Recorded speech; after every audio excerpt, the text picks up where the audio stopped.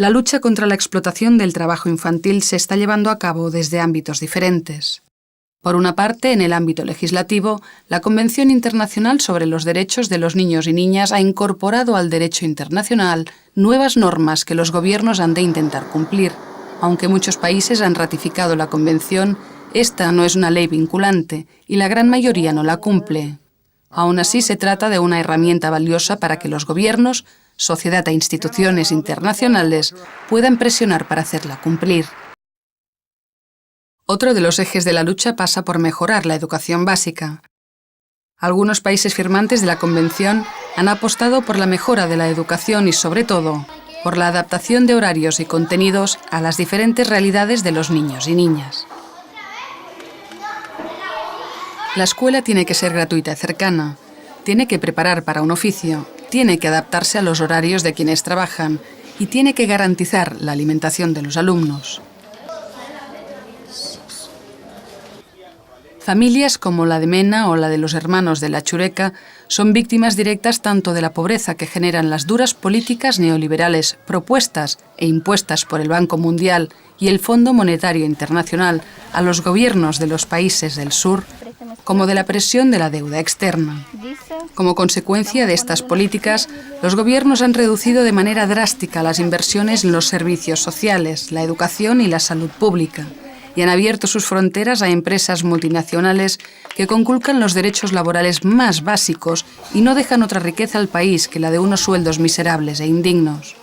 La explotación infantil aumenta cuando se abandona a las familias frente a la pobreza. Es entonces cuando todos los miembros deben colaborar para sobrevivir.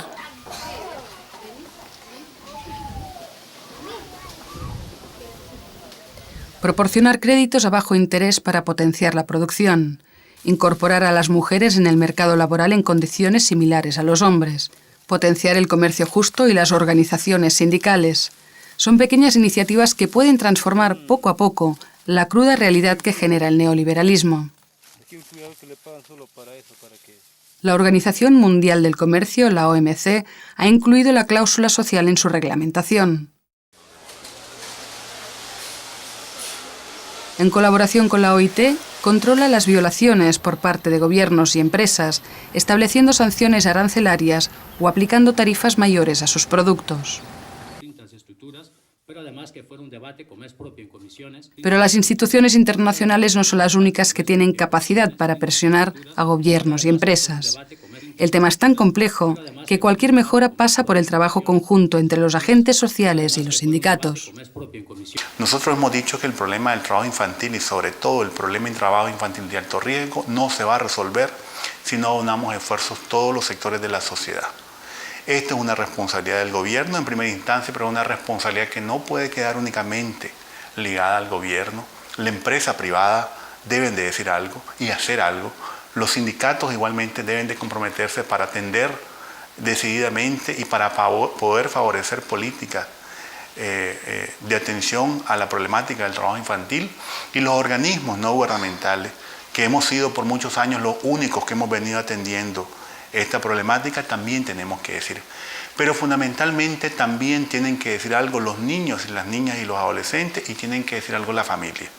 Creemos que esos son los componentes de la sociedad que deben resolver el problema del trabajo infantil, estando claro que es algo que se debe resolver a mediano plazo, de una manera concertada y disponiendo recursos económicos para su solución.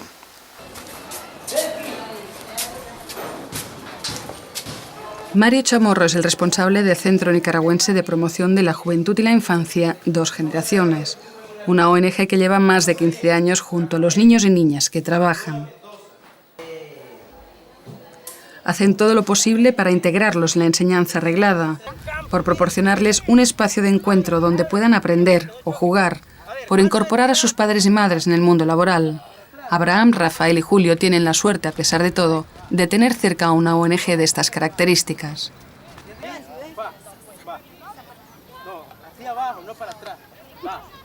Y es que tanto desde el sur como desde el norte, ONGs, sindicatos, diferentes organizaciones sociales e incluso los propios colectivos de niños y niñas trabajadores desarrollan iniciativas tanto de presión como de denuncia y reivindicación.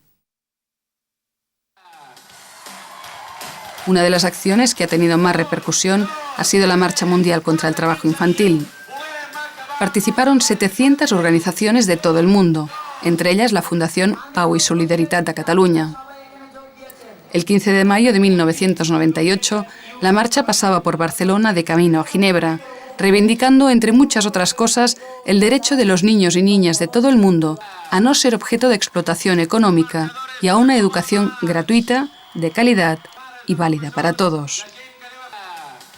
Los marchadores y las marchadoras llegaron a Ginebra para asegurar que sus objetivos fueran escuchados y tenidos en cuenta en el nuevo convenio que sobre las formas extremas de trabajo infantil se debatía en la sede de la OIT. Iniciativas como la de la Marcha Mundial son importantes e imprescindibles, pero todavía hay mucho por hacer. Mena. Julio. Abraham y Rafael merecen una infancia más digna.